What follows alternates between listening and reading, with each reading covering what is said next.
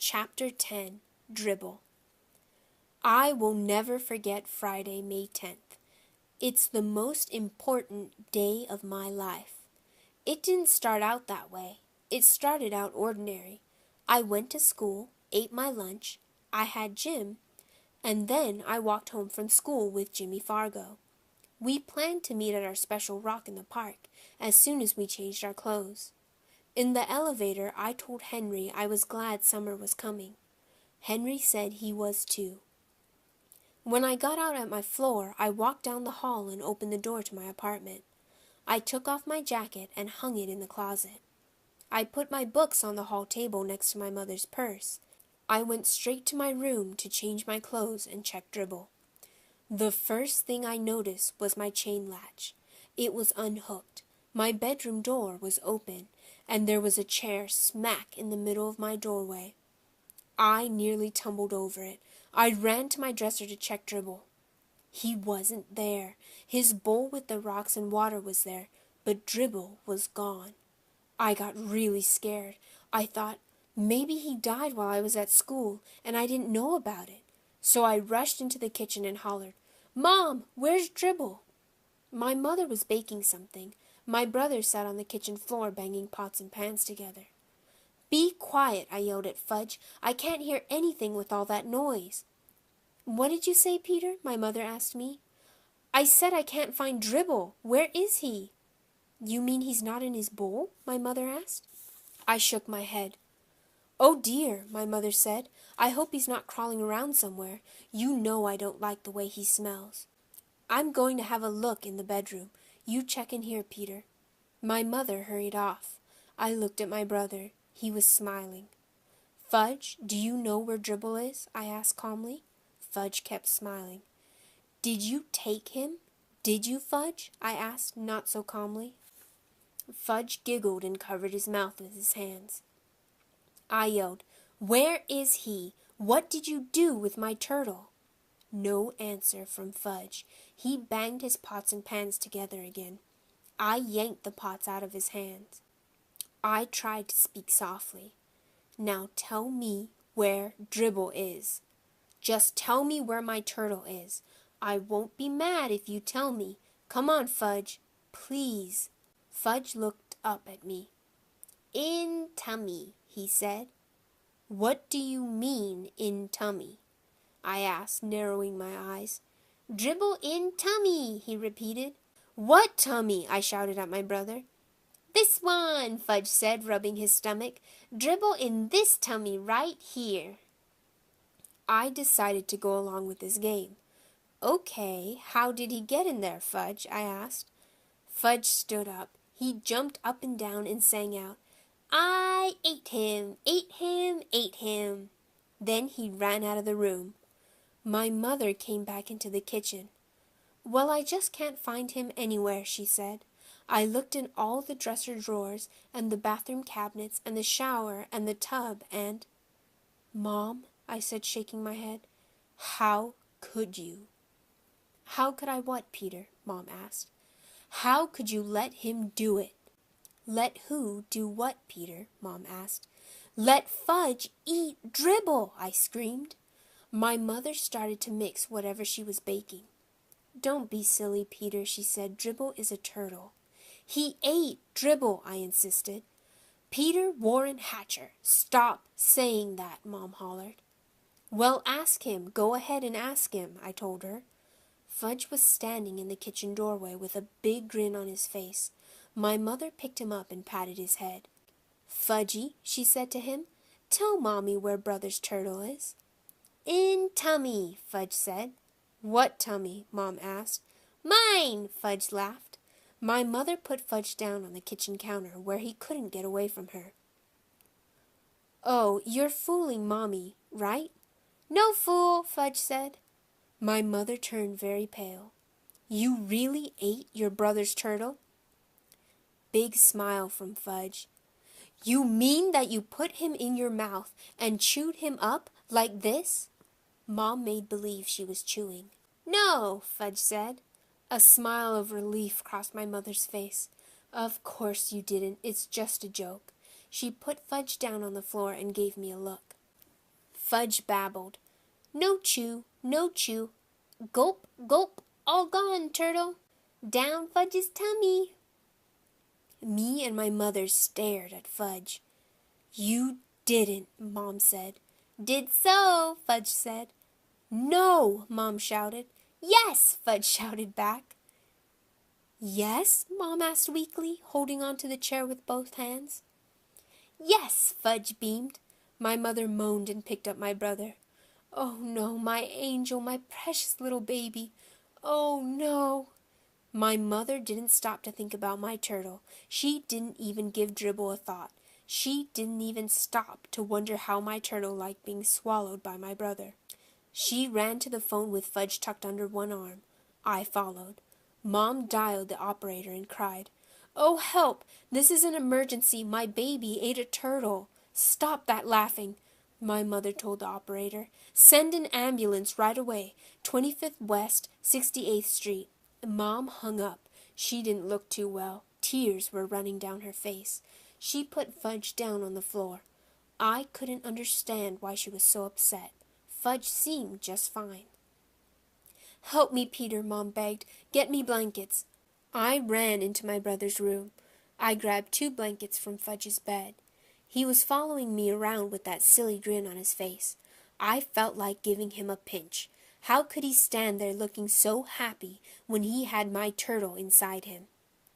I delivered the blankets to my mother. She wrapped Fudge up in them and ran to the front door. I followed and grabbed her purse from the hall table. I figured she'd be glad I thought of that. Out in the hall, I pressed the elevator button. We had to wait a few minutes. Mom paced up and down in front of the elevator. Fudge was cradled in her arms. He sucked his fingers and made that slurping noise I like. But all I could think of was Dribble. Finally, the elevator got to our floor. There were 3 people in it besides Henry. "This is an emergency," Mom wailed. "The ambulance is waiting downstairs. Please hurry." "Yes, Mrs. Hatcher, of course," Henry said. "I'll run her down just as fast as I can. No other stops." Someone poked me in the back. I turned around. It was Mrs. Rudder. "What's the matter?" she whispered. "It's my brother," I whispered back. "He ate my turtle." Mrs. Rudder whispered that to the man next to her, and he whispered that to the lady next to him, who whispered it to Henry. I faced front and pretended I didn't hear anything.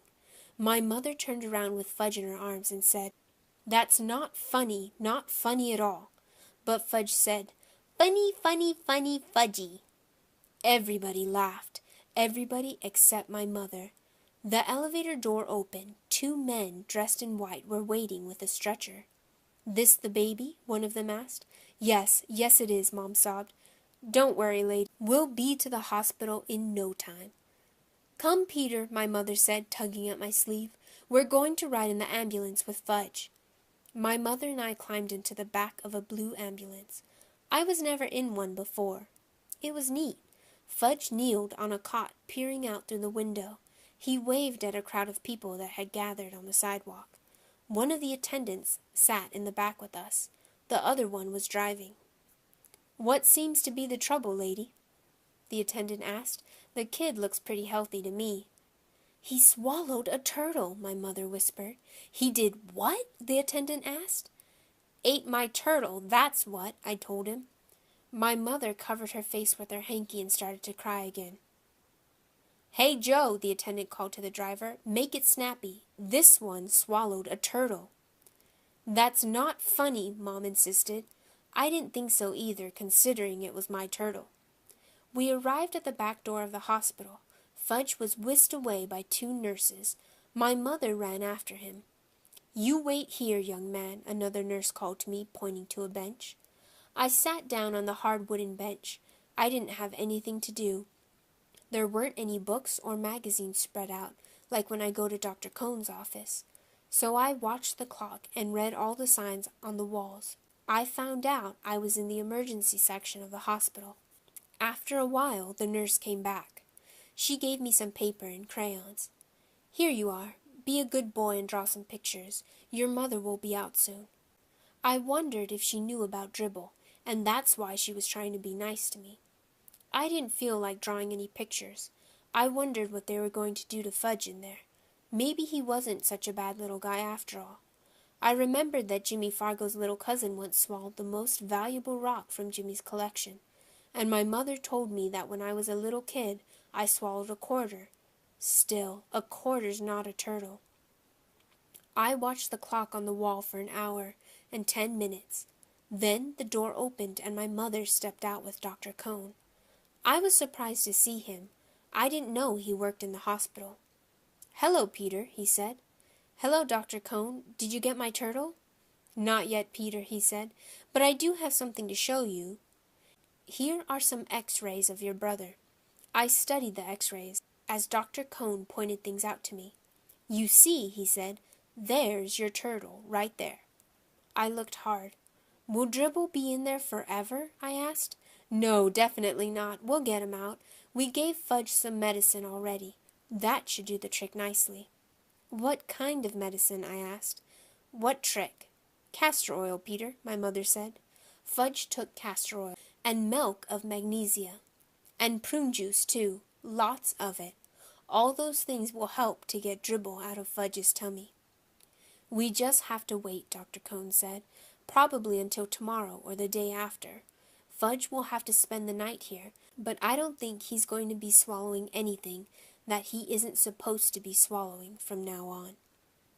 "How about Dribble?" I asked. "Will Dribble be all right?" My mother and Dr. Cone looked at each other. I knew the answer before he shook his head and said, "I think you may have to get a new turtle, Peter." "I don't want a new turtle," I said. Tears came to my eyes. I was embarrassed and wiped them away with the back of my hand. Then my nose started to run and I had to sniffle.